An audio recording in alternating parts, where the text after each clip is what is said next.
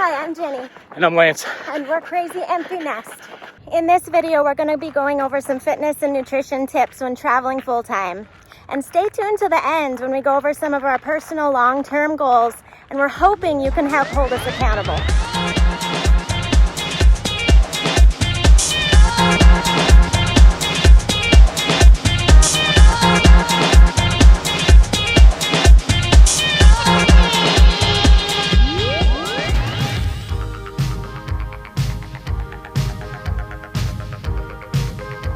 We're embracing the next chapter by simplifying our lives, exploring our dreams, and connecting with what truly matters. Hey guys, so disclaimer up front, we're not professional nutritionists or certified trainers or anything like that. And, so we want to just say that the things we're going to talk about today are things that work for us, personally and in our midlife now with where we're at in our health. Because we did things in our 20s and 30s, high impact stuff, a lot of weights, CrossFit, those types of things that really worked great for us in our 20s and 30s. But now that we're in our 40s, I'm a disabled veteran. We've got some injuries. We can't do that stuff anymore. So we'd had to modify some of these routines to fit us, for where we're at in our stage of life. And we're also going to show you the modifications in this video while we're traveling, because you may not have access to a gym or even a place to work out. So just a disclaimer again, this is stuff that has worked for us. Everybody's different. You really need to figure out what works best for you and for your specific body and condition. When it comes to nutrition, I just want to be clear with our audience that nutrition is always evolving. So Lance and I have come a long way from the 80s, the 70s, when all fats were bad and diet soda was the best thing ever. I remember drinking Tab with Saccharine. Who remembers Tab? Some of you are way too young to remember, even know what Tab is. Right, and Diet Coke. Yeah. That's a big one. Yeah. I'm just going to go over some nutrition tips that really work well for me and Lance having a clean eating diet. So we're not trying to sell any certain brand or any certain diet fad. In fact, we actually try to stay away from those extreme diet fads, and we just are trying to adapt a more healthy lifestyle overall. Yeah, and I think it's like, you may have a friend who maybe the keto diet works for them great, but it's not going to work. It doesn't necessarily mean it's going to work for you, because I think you really have to experiment and self-explore, because everybody's body, everybody's genetics, everything is different. Right. So there's no cookie cutter template, but we're going to say this is what's worked best for us. And also bringing in a travel or a nomadic lifestyle, which makes it even harder to stay on track with some of this stuff. You have to be more flexible. Yeah. And so those extreme diet fads probably wouldn't work anyway. Wouldn't work, especially not for me. I remember we went on a trip to, Mexico. It was our 20th anniversary. Yes, it was. Almost got busted right there. 20th anniversary. We were down in Tulum, Mexico, and I remember it was 8 a.m. We already had, a drink and a floaty, because that's what you do in Mexico. And on the edge of the pool, there was all these people doing a fitness. Yeah, they were doing yoga or some kind of aerobic things. Activity. And we were sitting there with our drinks and our floaty, what are you doing? We're on vacation. Why would we want to do this? And at the time, I think it's really easy for us, especially when you start doing this travel lifestyle, because, we've lived in an RV and done RV life. We've done the overlanding life, traveling around. We've sometimes, staying in hotels or traveling internationally and living and staying in Airbnbs and stuff like that. It's really easy to get into that vacation mindset. Right. And then, 1 week turns into 1 month, turns into 3-4 months. And the next thing you know, it's like... Yeah, that's dangerous. Yeah, I haven't done anything for 4 months. Usually when I'm in that vacation mindset, I come back home and I've for sure gain 5 to 10 pounds. Oh, yeah. And then I have 10 for me, absolutely. have to exercise a whole bunch and reduce my calories just to get back to normal. So we realized that pretty early on, that if we were going to travel full time, we would have to change our mindset. Yeah, I think it's just getting into that idea of that we're not on vacation and staying in a routine. And then, also I think the other thing too is, like we were saying, how do you find nutrition when you're traveling all over the world or traveling to different places where you may not be familiar with? Like where we're at now, we found a juice bar, a brand new juice bar today that we went to. We were able to get some healthy juice. It's just things like that you really have to look for and try to not get stuck in that vacation mindset? So basically, we try to just keep it simple by following 2 basic rules with fitness and nutrition while we're on the road or wherever we are. Number 1 is we try to be mindful of everything we're putting into our body and what benefits it's providing us, what nutrients it's providing us.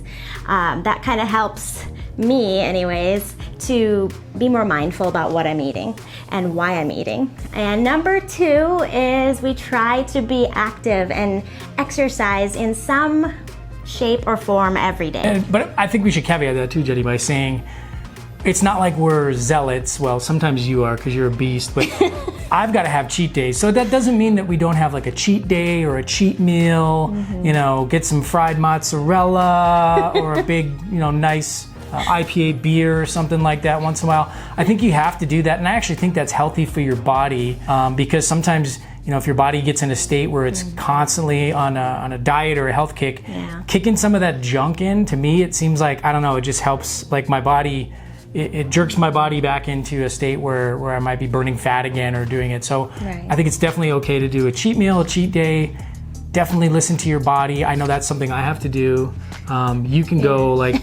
You're good at reminding me to have some cheat moments. She can go like months without carbs and stuff like that. And I'm like, we're getting pizza tonight. So, no, it's fine. And that's fine. That is absolutely fine. When it comes to having a clean eating diet, I know Lance and I, we try to look for the most minimally processed foods out there. So in doing that, I know we look for non-GMO products and also organic whenever possible to reduce the amount of pesticides and chemicals and preservatives that are in our food. So sometimes when you're traveling, we just, have to try our best where we're at.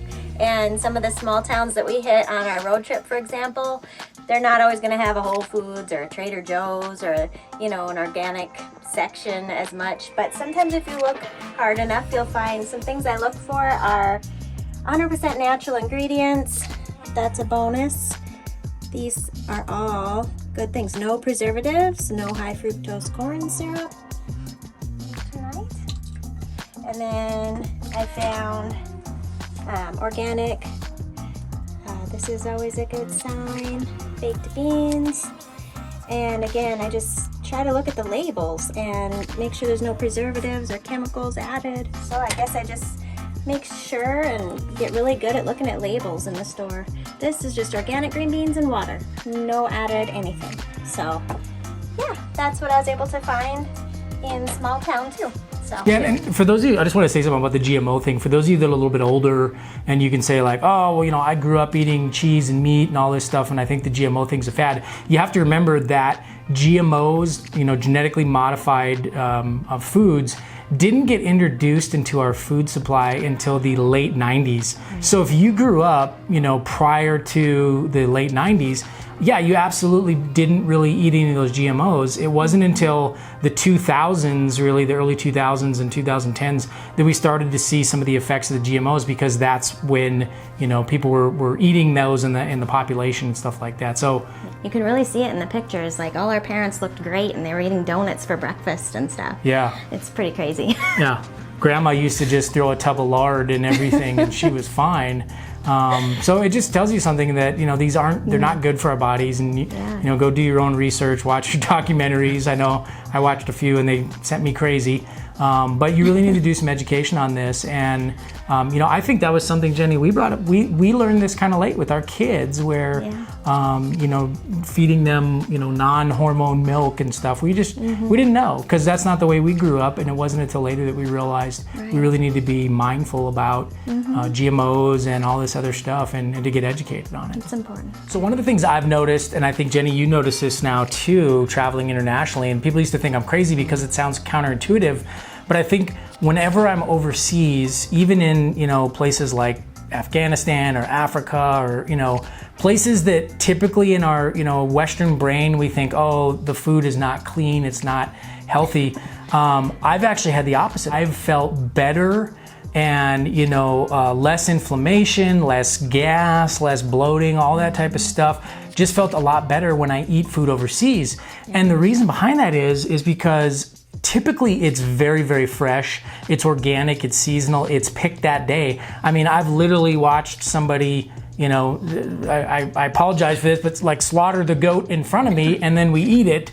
That's how fresh it is. And I just realized like a lot of that stuff, it just doesn't contain the preservatives that, you know, we have in America. Now, here's a good example of, guys, if you've ever had a German beer, a true German beer, it's a lot lighter and crisper than the exact same beer we have in the United States, because it lacks all those preservatives and the junk that we tend to put in it in the Western world. So I'm just saying, you know, I can definitely feel it when I'm eating overseas and I'm eating healthy, fresh, seasonal foods. I feel a definite difference. When I come back to the US, I start feeling inflammation. I start feeling just nasty again, because even if we're trying to get, you know, good, clean food here, there's still the preservatives, there's still the pesticides and the junk in a lot of our food supply here. I know, that was a wake-up call to me when you said that overseas you were feeling, your mind was clearer, like you were dropping weight like crazy, and you were feeling good, despite eating pastas and everything. Right, you know, like a ton over there. So that's when we started researching more too. And we found overseas that they are a lot less apt to add chemicals and preservatives, and everything's locally sourced. And we've noticed like restaurants, they'll run out of food at the end of the night. That's because every day they get new fresh things. And also we've noticed their menu changes seasonally. That's a good thing, because, you know, it's going to be only the freshest of produce and whatever's in season.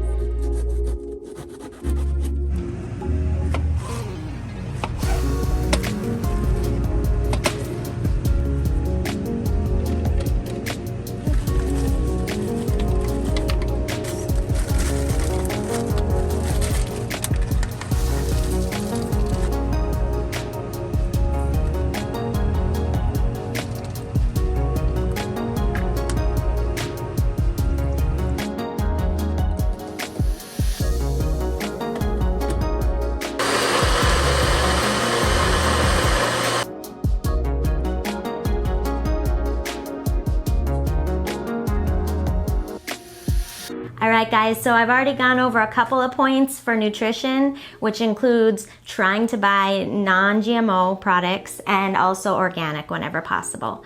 Now, the third point I want to make is eating colorful, because all different fruits and vegetables provide different nutrients and vitamins. So I just try to keep it really colorful and interesting for our meals, when I'm making smoothies, when I'm making juice, whatever. Number 4 is healthy fats. I had to educate myself on this. So this is totally not how it was in the 70s and 80s and 90s. So it's no trans fats. Trans fats are bad.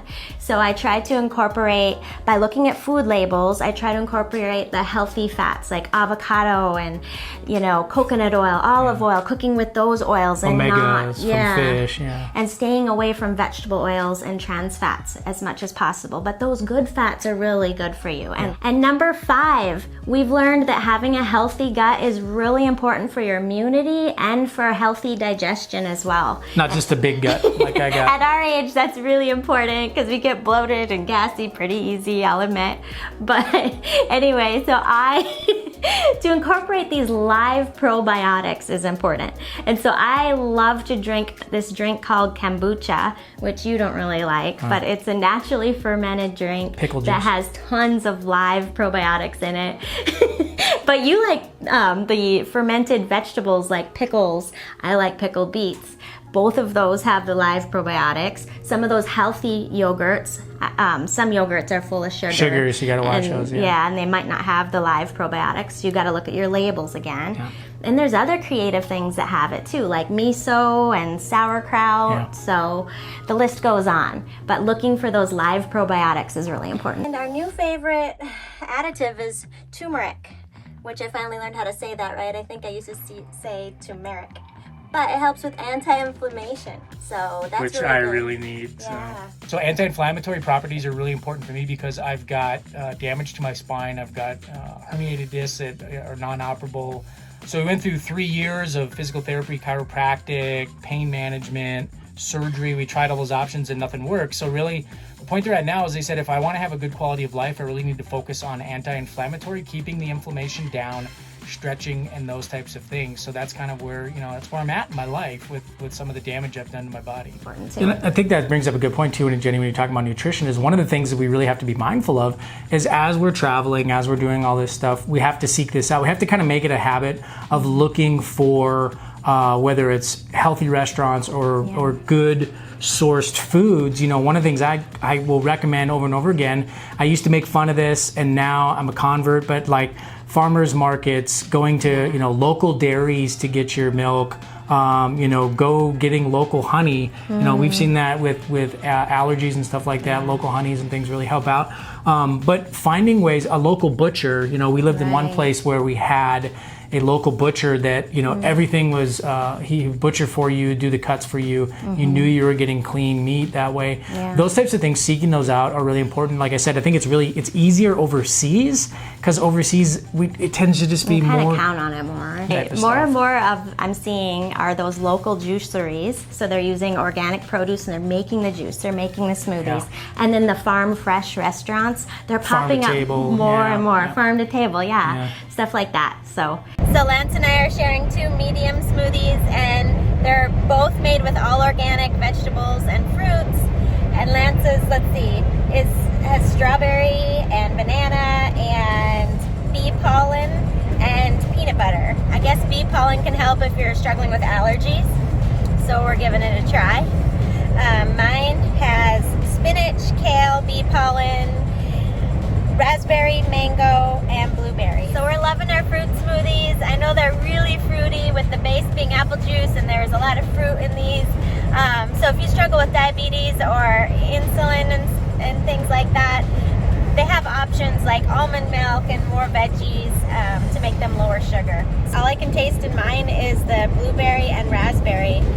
So I think what we're talking about here, Jenny, too, is this: you have to look at the nutrient value, the macronutrients, and where is it sourced? Because it seems more and more like where your food is coming from is mattering, almost as much as how you're prepping it and those types of things. Right? I think there's some other, things out there. I don't want to call it a diet because then it sounds like a fad, but there's some things you can do too that I think will have health benefits. But again, you have to research and see what works for yourself. One thing that's worked really well for me is intermittent fasting.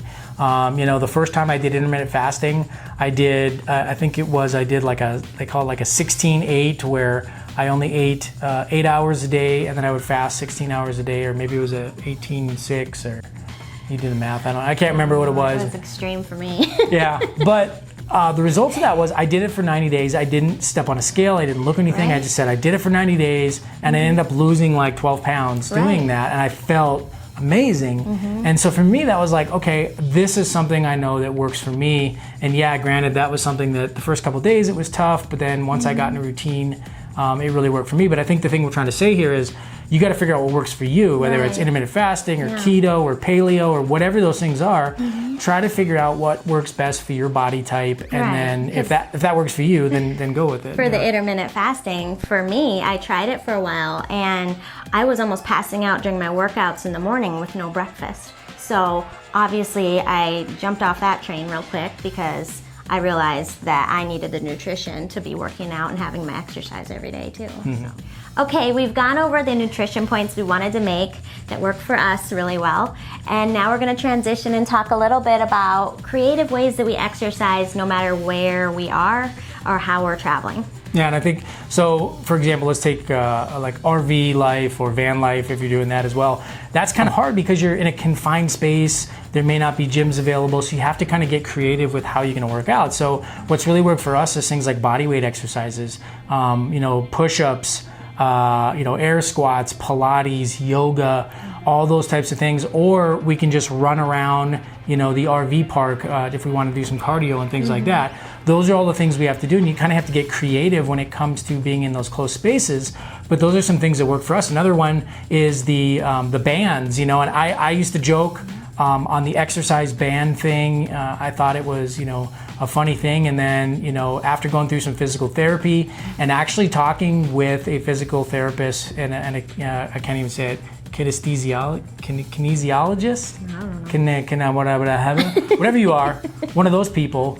They actually, told me that using bands instead of free weights or weights actually helps you. You could actually work muscles and do ranges of motion and working muscles that you typically cannot work with weights because of just, momentums and gravity and things like that.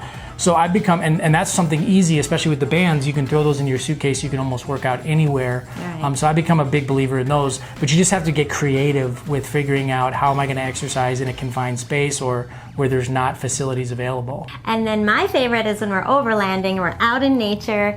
It seems to happen naturally, exercising every day, because you're away from your living room and your TV or your office with your computer, and it's just natural to get out there in nature and hike up that mountain with that heavy pack, or maybe check out the lake that's nearby and going for a swim there, or just walking by a nearby stream that you might be camping by. It's all so fun, but it's still exercise, and Scooby gets exercise too that way. Yeah.